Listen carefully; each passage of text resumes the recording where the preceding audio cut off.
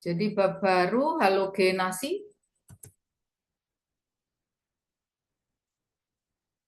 Kalau dari definisinya mudah saja toh.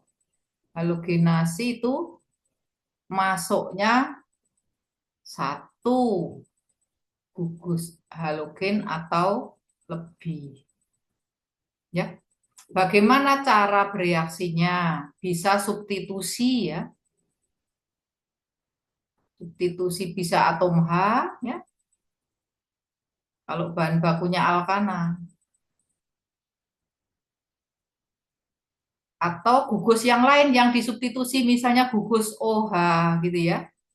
Oke, silahkan dipelajari. Kemudian bisa terjadi reaksi adisi jika bahannya mengandung ikatan rangka. Ya, maka ini ada lebih dari satu halogen kalau adisi. Ya, ini contohnya ya. Oke. Kemudian reaksinya bisa suhu tinggi dengan penambahan katalisator atau disebut katalitik ya. Nanti secara ionik atau pada suhu tinggi itu suhu rendah, ini suhu tinggi. Nah, ada radikal bebasnya. Nah, nanti kita bahas satu persatu. Oke. Kegunaannya apa? Tadi sudah bahas DDT ya. Waktu belajar sulfonasi, pemurnian DDT pakai desulfonasi. Nah, DDT kan senyawa yang mengandung halogen. Tadi sudah dibahas di sulfonasi ya. Nah, berarti salah satu kegunaan halogenasi adalah membuat insektisida. Ya tidak harus DDT, macam-macam ya. Kebanyakan insektisida itu mengandung atom halogen. Kalau di bidang farmasi, obat-obatan itu sebagian mengandung atom Br dan I ya. Jadi beberapa obatan mengandung ini. Pendingin, freon. Ini dah. Ini adalah halogen. Kemudian zat antara. Klorbenzen adalah zat antara. Ini antara lain beberapa contoh-contoh kegunaan halogenasi di industri ya. Oke, sekarang kita akan masuk. Ini zat pengolahnya. Nah, dikelompok-kelompokkan ya. Ada halogen murni, Cl2, Br2 dan sebagainya. Ada dalam bentuk asamnya ya. HCl, HF, HR, HBr ya. Atau senyawa hipo NaOCl, NaOBr. Ya.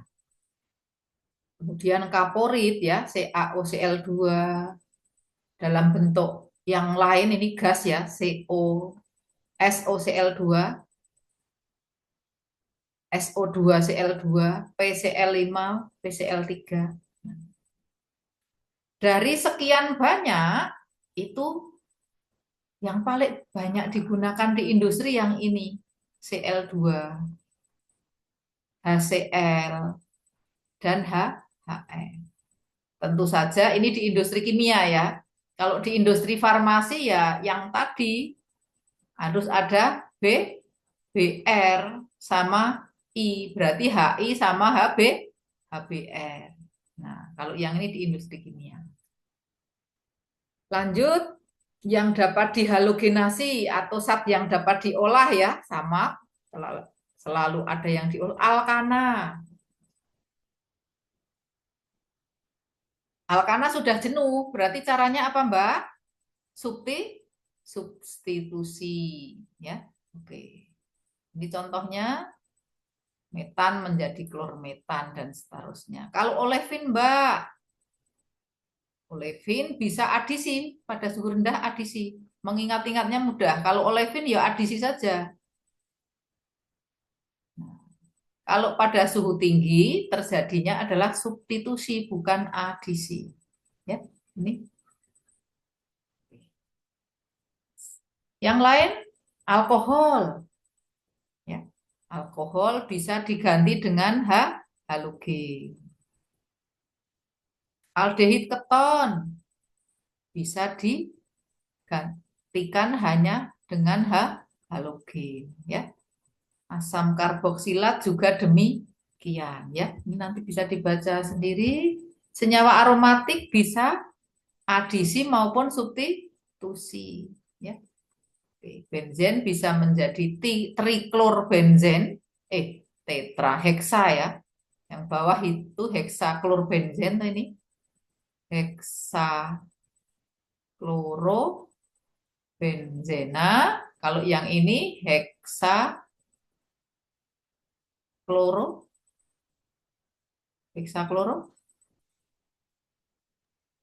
Sikloheksana, Bu. Hah? Oh, ini salah. Berapa? Heksakloro sikloheksana. Ya benar ya. Heksakloro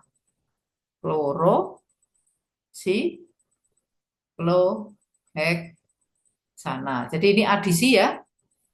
Nah, yang substitusi pada suhu rendah, yang adisi pada suhu tinggi. Oke, itu reaksi-reaksi bisa dibaca ya. Nah, oh masih satu. Yang bercabang itu bisa ya. Kalau aromatik bercabang bisa pada inti benzennya itu pada suhu rendah dengan menggunakan katalisator. Bisa pula substitusi pada cabangnya pada suhu tinggi. Ya, yang diinginkan yang mana? Gitu ya. Nah, naftalen, antraquinon silakan dibaca saja. Nah, kalau kita belajar termodinamikanya reaksi halogenasi ya, tidak seperti dua bab sebelumnya ya. Bagaimana cara menyempurnakan, usaha apa untuk menyempurnakan, memperbanyak hasil gitu ya. Halogenasi berbeda ciri prosesnya. Ya, kita mulai dulu dari panas reaksinya dulu. Dari fluorinasi sampai ya, kalau pakai halogen seperti ini ya, maka reaksinya eksotermis ini FClBr ya. Sangat-sangat eksotermis. Katanya sangat memang dua ini ya. Fluorinasi sangat eksotermis. BR eksotermis. Nah, kecuali yodinasi. Yodinasinya endotermis. Sebagai gambaran eksotermisnya ya, saya itu pernah dulu tugas saya itu reaksi dengan BR2. Tugas akhir kuliah saya waktu S1 ya, kayak kalian gitu ya. Jadi ceritanya saya punya bahan yang cuma 3 ml ya, alkena ya, alkena 3 ml. Karena brominasi itu eksotermis, maka sila Buleher 3-nya itu saya dinginkan sampai ya sepunyanya alat ya, air, es, sama garam, -15 kira-kira ya. Nah, sudah didinginkan bukan? Kemudian saya teteskan BR. BR-nya saya larutkan dulu agar encer ya. Apa yang terjadi? Ya, selain pendingin di bawah ya, di labu itu didinginkan, direndam air es, di atas pun ya saya amankan dengan pendingin balik. Ya. Ternyata satu tetes BR2 itu membuat labu leher 3-nya yang tadinya isinya cairan berubah menjadi asap semuanya. Jadinya suhunya naik tak terkendali ya. Satu tetes, untungnya tidak meledak. Hanya satu tetes loh ya. Belum banyak itu sengaja. Nah, berarti saya harus nunggu lagi. Jadi Asapnya biar hilang dulu, suhunya balik minus 15, baru saya berani meneteskan yang kedua. Alhasil ya, selamatlah juga dari pagi jam 7 sampai jam 5 sore, itu hanya mereaksikan 3 mili yang di labu leher 3, yang di atas, berarti di corongnya, di atasnya itu ya lupa saya volumenya, ya mungkin 50 mili gitu ya. Nah, itu seperti itu kira-kira eksotermisnya seperti itu gitu ya. Itu saya kerjakan manual ya, wong nggak punya alat waktu itu 40 tahun yang lalu, 35 tahun yang lalu ya. Ya, 35 tahun yang lalu. Nah, mungkin kalau sekarang saya punya alat pendingin yang hebat gitu ya, ya reaksinya dipercepat aja netes-neteskannya. Itu netes nunggu. Netes kan jadi asap, 1 mili saja jadi asap semua. Jadi cairannya hilang itu ya. Semuanya menguap menjadi asap. Bahkan pendingin baliknya pun penuh dengan asap. Ya. Nah, kira-kira itu baru BR ya, Mas. Lah kalau klor ya saya tidak berani mereaksikan klor di lab, meledak tenanan. Ya. Karena dengan BR aja sudah sedemikian eksotermisnya ya. Untung tidak meledak waktu itu ya, waktu saya penelitian itu ya. Ya kalau meledak kan ya saya harus nukar lab berapa ratus juta gitu ya. Punya uang nggak waktu itu ya nggak punya gitu ya. Nah untungnya terus saya lulus ya. 3 mil. Mereaksikan 3 mil itu saya butuh perjuangan 1 semester untuk mendapatkan 3 mili bahan bakunya murni itu ya. Karena saya harus memisahkan dengan pengotornya ya agar nanti hasilnya bisa dianalisis pakai alat-alat modern ya, pakai nuklir magnetic resonance, pakai yang lain-lain gitu ya. Oke. Sekedar cerita ya. Jadi reaksi ini eksotermisnya tidak seperti eksotermisnya nitrasi atau sulfonasi. Ya, itu sudah eksotermis banget. Tapi ini lebih parah lagi gitu ya. Nah, sehingga untuk proses halogenasi ini tidak perlu ada acara menyempurnakan reaksi. Ya, yang FClBr tidak ada acara untuk menyempurnakan reaksi. Reaksinya sudah sempurna.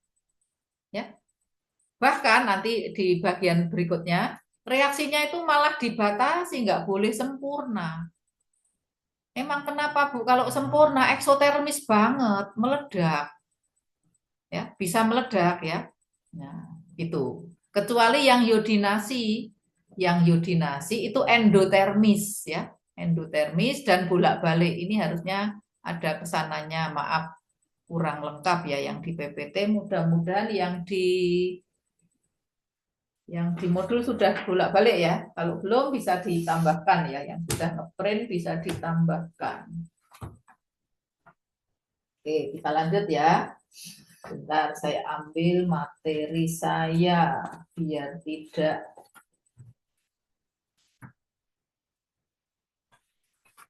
saya juga mengikuti modul ya. Oke, lanjut ya. Tadi sudah disampaikan di slide sebelumnya yang sering dilakukan di industri kimia itu yang pakai Cl ya. Ya, terkhusus untuk yang farmasi BR dan I ya. Cl sama F ya di industri kimia. Jadi reaksinya sangat-sangat eksotermis. Sangat cepat, enggak sekedar sangat eksotermis ya. Kalau nitrasi itu kan eksotermis tapi lambat, jadi masih ada usaha untuk mempercepat. Sulfonasi juga demikian, eksotermis tapi lambat, jadi perlu usaha untuk mempercepat. Nah, ini enggak, ini eksotermis dan sangat cepat. Kontrolnya tidaklah mudah, ya, bersifat eksotermis. Nah, berarti penghilangan panas harus dilakukan dengan sangat hati-hati gitu ya. Kalau sudah kuliah reaktor, pendingin itu ada berapa macam? Kalau ini reaktor, ya. Ini ada pendingin di sini. Ini namanya pendingin apa? Ja, Jaket. Jaket. jaket pendingin ya. Pendinginnya ada di luar reaktor gitu ya. Nah,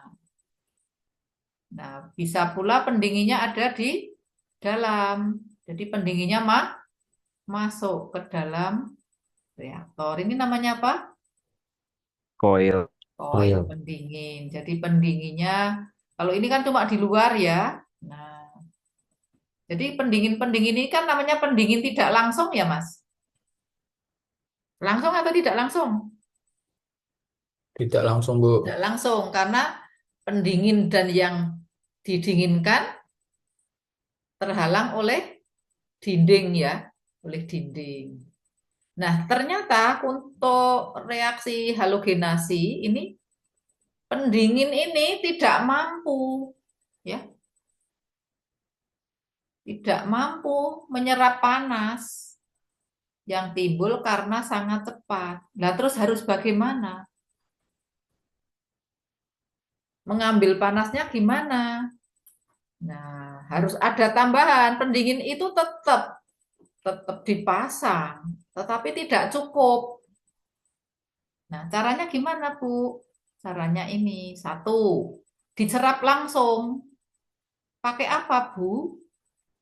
Menggunakan zat-zat yang berkontak langsung. Misalnya yang A ya, salah satu reaktan dibuat berlebih. Ya. Nah, misalnya tadi reaksinya RX, RH ya, plus X2 gitu ya. Nah, ini RH-nya dibuat berlebih. Misalnya 10:1. Ini kan namanya RH-nya berlebih atau hidrokarbonnya dibuat berlebih. Jelas sampai di sini? Apakah jelas? Lu, kok diam saja? Atau ditambahi gas inet, ya cuma mahal ya nanti. Oke. Yang pertama menyerap panas, yang kedua membatasi. Nah, ini tadi saya sudah sampaikan reaksinya sempurna, malah tidak diinginkan sempurna. Lah kenapa? Nah, kalau sempurna eksotermis banget, panasnya besar banget, ya. Kemudian reaksinya tidak lama-lama. Kenapa? Agar tidak sempurna tadi, ya. Oke. Atau memilih nomor tiga ya, memilih zat yang tidak terlalu reaktif juga bisa, gitu ya. Nah, ini adalah contoh ya, contoh kasus di mana rasio mol yang bereaksi itu perlu diperhatikan, ya. Kita lihat contoh ya. Contoh ini saya ambil dari bukunya literatur yang pertama, buku Grogen. Silahkan dibaca dulu. Tolong dibaca mahasiswa ini ya. Coba dibaca dulu. Ibu bisa istirahat sebentar, 2 menit. Silahkan.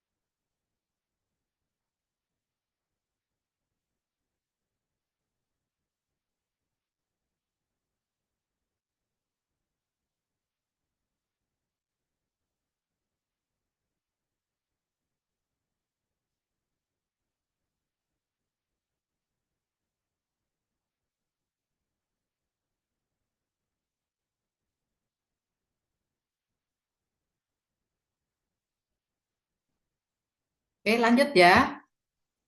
Oke. Ini contohnya adalah halogenasi propan. Propan itu C3H8 ya, sangat sederhana. Perilaku prosesnya ada di grafik berikut ya. Oke, penjelasannya ini aja mudah. Oke. Nah, perhatikan gambar ini ya. Kalimat tadi bisa kalimat-kalimat tadi sebenarnya menerangkan gambar ini, tapi siapa tahu malah lebih mudah membaca gambar daripada kalimat saya gitu ya. Oke, yang sumbu X adalah rasio ya. Rasio apa ini ya? Rasio mol Cl versus propan. Rasio mol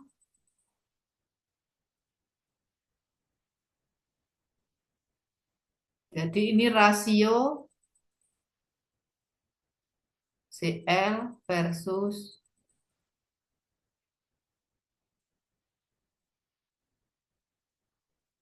propan. Perhatikan, yang ini persen disappearance atau persen berkurangnya C3H8. Perhatikan, ini kan belum ada 10% ya.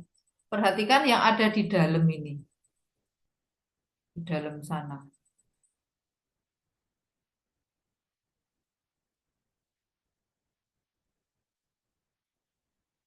Ya. Perhatikan, ini belum ada 10%. Ini daerah inflammation. Terbakar. Ya, jika rasionya seperti ini ya, terbakar baru belum 10% loh ya. Nah, maka cari malah kalau konversinya di atas 50 detonation apa? Meledak. Ya, pada rasio ini yang di dalam. Nah, maka kita harus bekerja di luar ini. Di sana gitu ya. Di sana. Di bawah 2.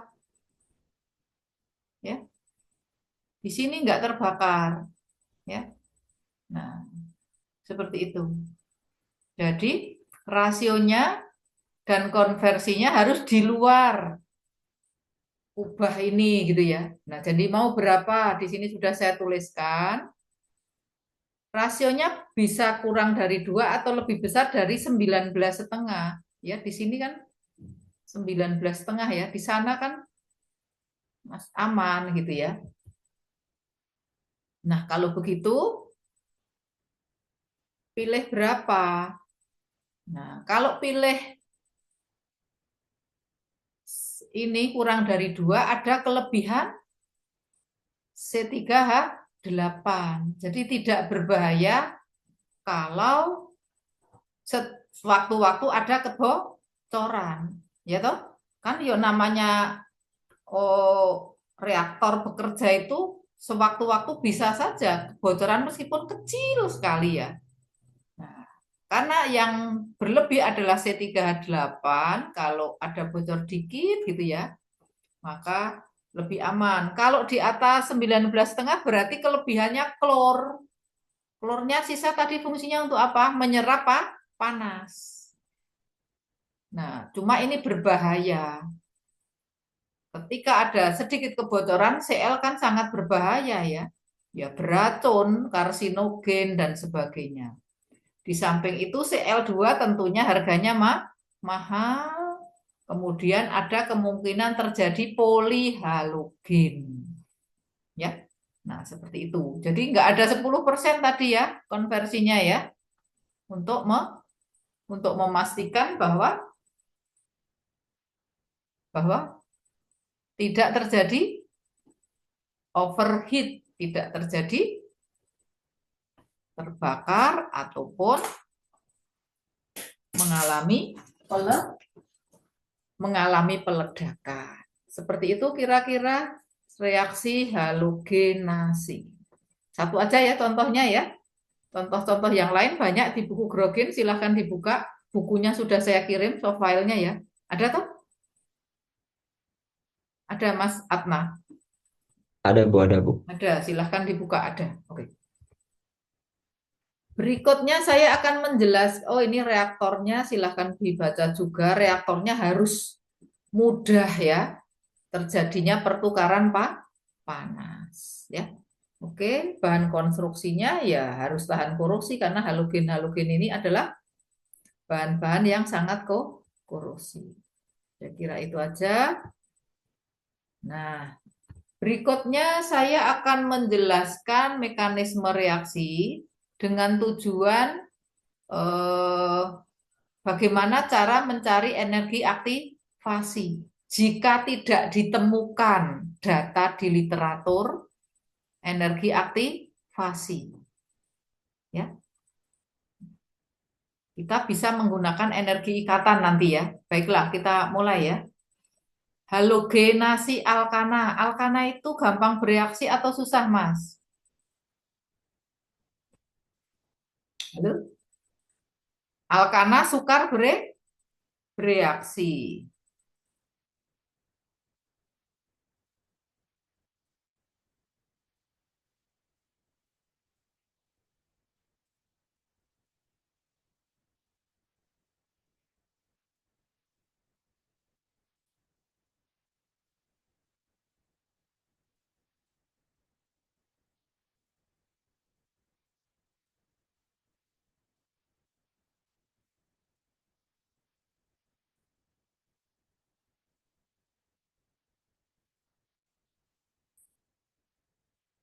Halo?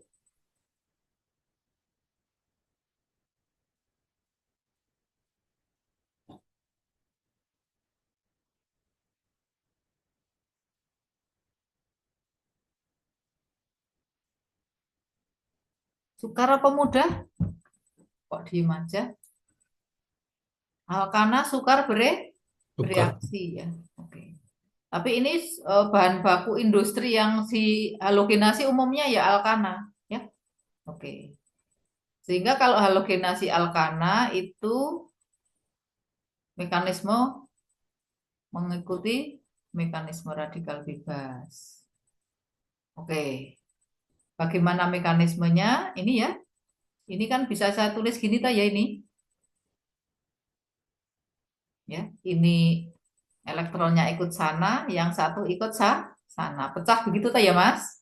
Pernah belajar kimia organik pasti sudah paham ya. Oke, ini mekanisme pertama. Radikal bebas ini sangat aktif ya. Radikal bebas sangat aktif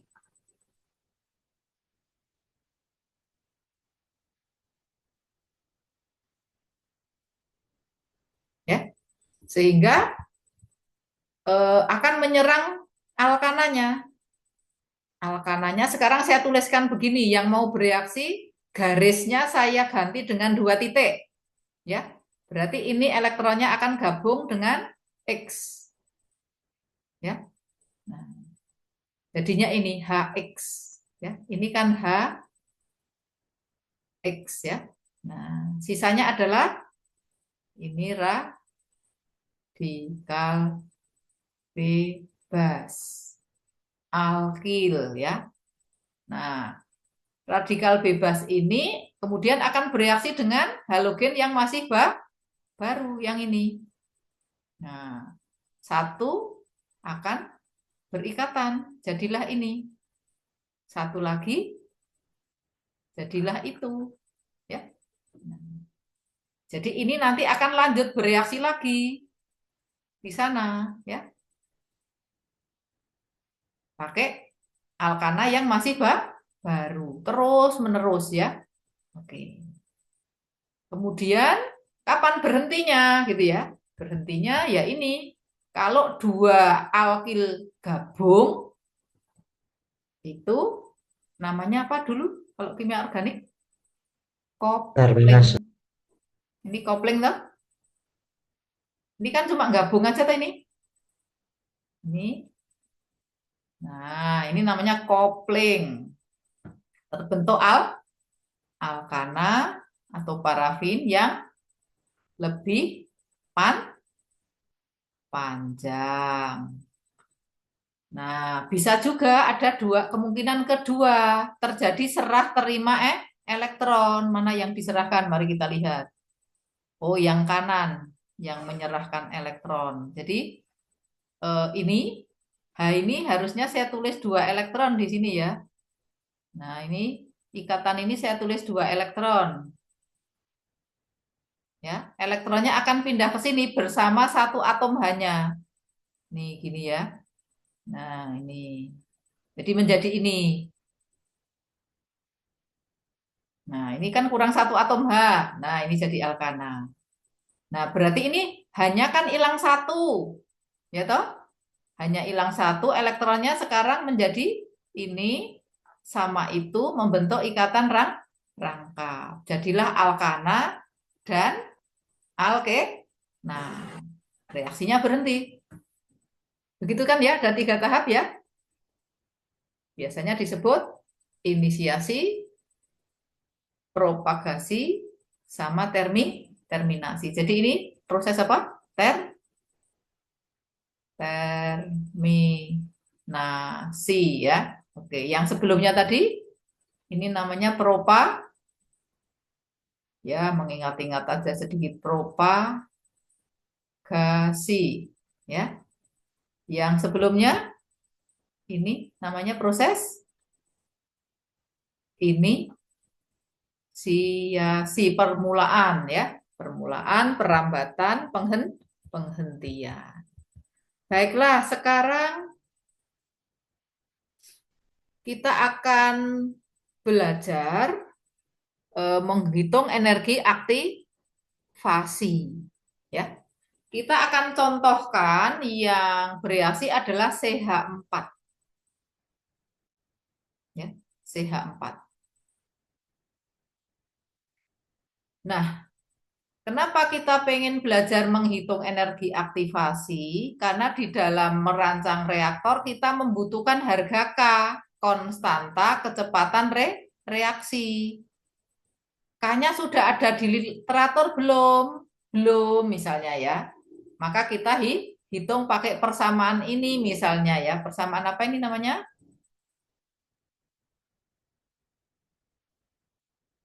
Lupa? Apa? Arrhenius bukan? Arrhenius, Bu. Persamaan Arrhenius ya. Nah, kalau kita mau menghitung K dengan persamaan Arrhenius, kita membutuhkan harga EA. Lah, EA-nya sudah ada belum di literatur? Belum gitu ya. Nah, kalau belum terpaksa kita harus menghitung. Nah, salah satu caranya dengan menggunakan data energi ikatan. Nah, untuk bisa menghitung EA dengan menggunakan energi ikatan, kita harus tahu mekanisme reaksinya. Jadi nanti misalnya sudah mengambil judul skripsi gitu ya, waktu mengambil judul ndak mikir akanya ada ndak ya, belum mikir gitu ya. Nanti dicari di literatur juga ada. Ternyata setelah dicari tidak ada. Maka kemudian ya yang paling mudah menghitungkan dengan persamaan Arrhenius. Lah harga EA-nya ternyata juga tidak ada setelah ditelusuri. Ya nggak usah buru-buru ganti judul, kita bisa ngitung dengan mudah kok ya. Kita bisa ngitung dengan mudah harga energi aktivasi. Memang yang paling bagus ya data yang sudah ada di literatur alias data percobaan laboratorium. Ya. Nah, kita ya, kalau cuma ada reaksi kimia seperti ini ya, maka kita bisa mencari energi aktivasi dengan percobaan di laboratorium. Ya, nanti silahkan belajarnya di kuliah kinetika dan katalis ya. Di sana dipelajari bagaimana mencari harga K, belajar bagaimana menghitung energi aktivasi, data apa saja yang diperlukan. Bukan. Datanya apa saja menghitung K, Mas? Masih ingat? Ya, silahkan nanti dipelajari di. Memang tidak saya sampaikan yang cara laboratorium, sudah ada di kuliah yang lain. Oke, saya akan yang ini aja, yang mau menggunakan energi ikat. Misalnya ya, reaksi tadi mekanismenya kan tidak tahu. Ya kita tulis aja kemungkinannya. Yang pertama ini tadi, ini sia-sia ya. Oke. Ini kan pecah toh? Pecah toh ini ya nanti. Ya, ikatannya putus. Reaksi dua apa? Propagasi. Ini putus dulu, ya toh? Kemudian ini ikatan CH putus. Ini ikatan HX terbentuk. Kalau ini ikatan putus XX ya. Nah, tahap ketiga ini masih propagasi ya. Ini apa? Ini terputus toh. Ikatan X putus. Kemudian ini ikatan CX terbentuk. Oke. Nah, nanti ada data energi ikat XX itu berapa. Nah, berarti tinggal ngambil aja. Kalau putus itu butuh energi ya. Ikatan putus itu endo. Kalau ikatan terbentuk itu exo. Nah, tinggal nanti dihitung. Langkah 1 berapa energinya ya. Langkah kedua ada 2, ada putus dan terbentuk. Ini nanti dijumlahkan. Langkah ketiga ada putus, ada terbentuk. Nanti juga dijumlahkan. Ya. Nah, mekanisme ketiga yang mungkin ya, kan mekanisme itu urutan.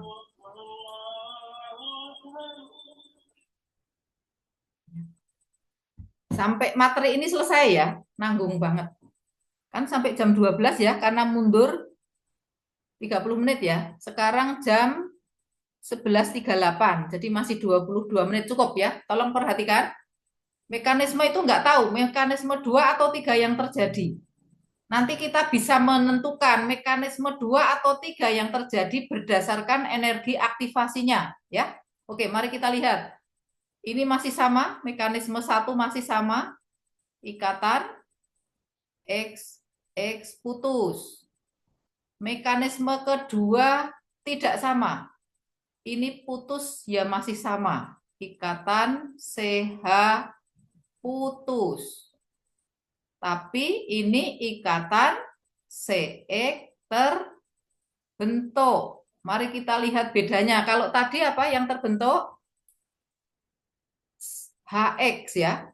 Yang mekanisme 2 terbentuknya HX. Kalau yang baru itu CX ya.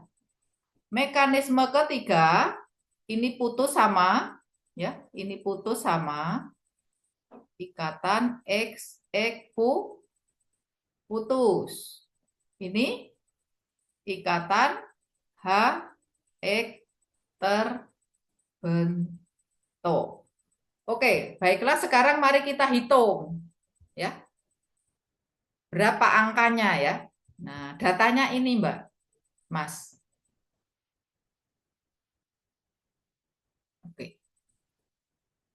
Jadi kita akan menghitung energi aktivasinya ya.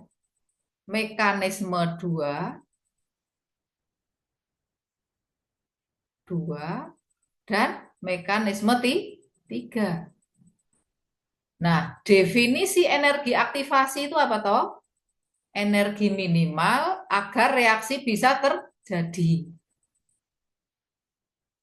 Nah, jadi nanti kita akan ngitung, ini EA-nya gede yang mana?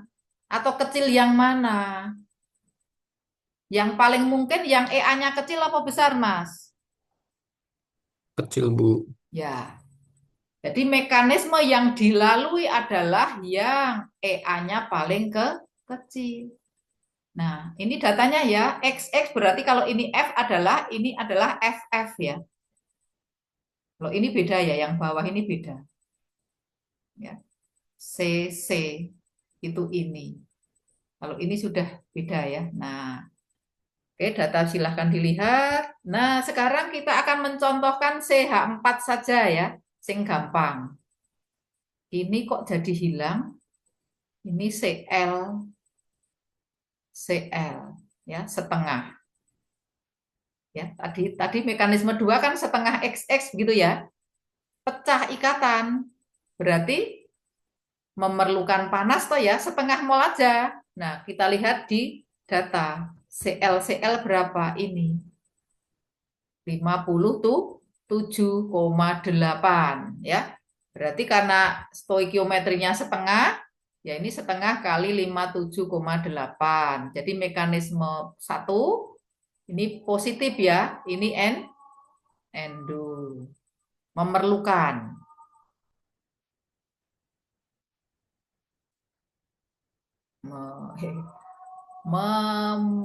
Memerlukan ya. Mekanisme kedua ada 2. Pecahnya CH, pecah. CH berapa, Mas? CH yang mana? Ini. CH ini. 87,7. Bener, Mas? Coba dilihat dari situ, siapa tahu Ibu salah. CH ya.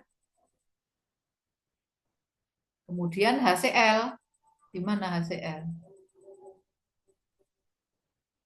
Nih. HCl-nya 102 ya. Nah, mari kita lihat. Ya, CH putus. Kalau putus itu memerlukan ya, Mas. Putus memerlukan. Ini plus ya, ini juga plus. Kemudian di mekanisme kedua terbentuk. Nah, jadi dikasih minus. Energi ikatnya angkanya tidak positif negatif ya. Nah, yang mekanisme kedua ini dijumlahkan ya. Nah, 87 min 102 berarti mekanisme 2 ekso mengeluarkan panas. Langkah ketiga ikatannya pecah, ini pecah. Positif bukan? Ini terbentuk, berarti negatif. Jadi EA-nya berapa? Nah, ini kita lihat. Reaksi 1 plus. Reaksi 2 minus, reaksi 3 minus. Jadi yang endo cuma langkah 1. EA-nya berapa, Mas? EA-nya cuma 28. Nah, ini. Ada pertanyaan sampai di sini menghitung energi aktivasi. Ini menghitung energi aktivasi ya, bukan menghitung entalpi. Ya, jadi yang tandanya endo pada satu tahap. Kalau reaksi ini yang 2 kan putus sambung ya itu 1. Jadi dijadikan 1, dijumlahkan seperti ini. Dijumlahkan seperti ini, ya. Oke. Nah, sekarang yang mekanisme 3 ya. Biar cukup waktunya agak cepat, tolong sambil dibaca modulnya. Karena nanggung ini kalau saya potong kan nanggung sekali gitu ya. Mekanisme 3 tadi kan ikatan pecahnya CL ya, setengah ini sama. Ini plus ya. Putusnya juga sama ya. Nah, cuma terbentuknya beda. Sekarang terbentuknya CL. Jadi langkah kedua kalau dijumlahkan menjadi positif. Perhatikan, ini yang sering pada tidak digatekke. Tolong tidak tidur ya, yang sedang kuliah ya. Nah, langkah ketiga sama ya, pecah CL positif, terbentuk HCl min 102. Jadi total yang langkah 3 itu min 45,1.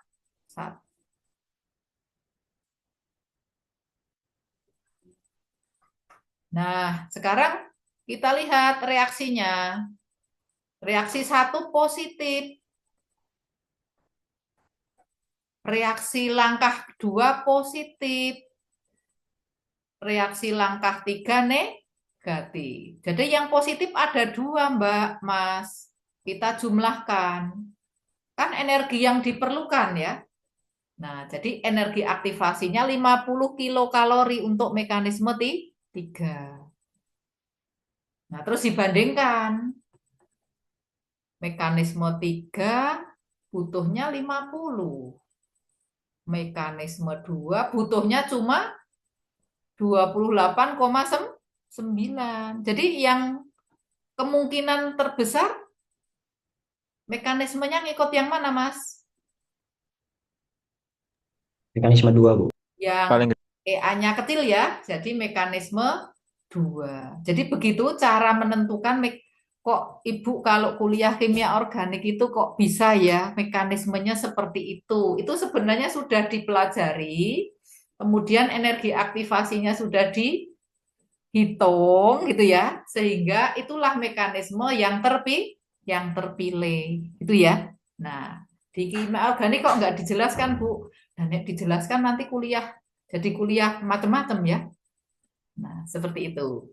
Contoh kedua itu halogenasi olefin ya, mencari energi aktivasinya juga ada. Jadi saya minta mahasiswa mau membaca yang mekanisme ini, yang kedua, contoh 2 ya. Nah, yang ini silahkan ini dibaca halogenasi olefin ini. Nanti kemudian di pertemuan mendatang kita lanjutkan dengan materi halogen yang lain dan kita lanjutkan bab yang lain. Ya, kita lanjutkan bab alkilasi gitu ya, atau apa ya di urutannya ya. Nah, saya berharap mahasiswa mau membawa materi ya di kuliah sehingga ketika saya sambung ke materi berikutnya itu tidak kemudian tidak ini ya, tidak punya modul gitu ya. Nah, ini kan hampir mirip ya, halogenasi olefin ya. Saya tunjukkan sedikit aja ya. Ini juga ada 3, ada mekanisme 1, mekanisme 2.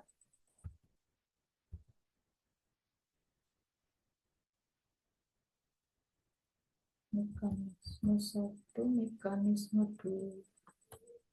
Oh iya. Ini apa ini? Sebentar, Ibu itu mekanisme 1 adisi ya. Jadi kalau adisi itu hanya ada satu mekanisme ya, tidak 3 ya. Ini maksud saya yang dengan urutan-urutan ya cuma ada 1 aja, beda dengan yang substitusi. Ya, yang substitusi ada mekanisme 2 dan 3 seperti tadi mekanisme substitusi di alkana ya. Nah, kemudian energi aktivasinya bisa mahasiswa baca ya. Masih 15 menit, silahkan dibaca sendiri maksud saya. Tidak harus saya tuntun gitu ya.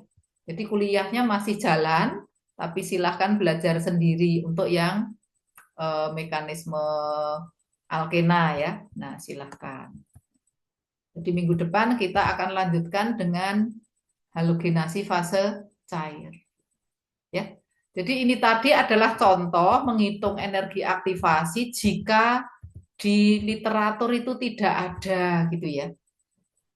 Kalau misalnya terpaksa sekali energi aktivasi bisa kita hitung dari energi ikat ya. Jadi jangan misalnya mengerjakan skripsi ya, energi aktivasinya nggak ketemu. Nah, ganti judul kan berarti harus dari depan lagi toh ya, menyusun deskripsi dan sebagainya kan kehilangan banyak waktu ya. Jadi saya sarankan kalau ada data yang tidak ada untuk di kasus energi aktivasi bisa pakai energi ikat. Kalau waktu nitrasi itu ada delta HF tidak ada, yang ada delta H combustion gitu ya. itu bisa dipakai untuk mencari delta HF. Tidak perlu buru-buru ganti judul, nanti kelamaan jadi mengerjakan skripsinya. Baiklah, silahkan gunakan 15 menit untuk belajar mandiri. Kuliahnya saya tutup, ya.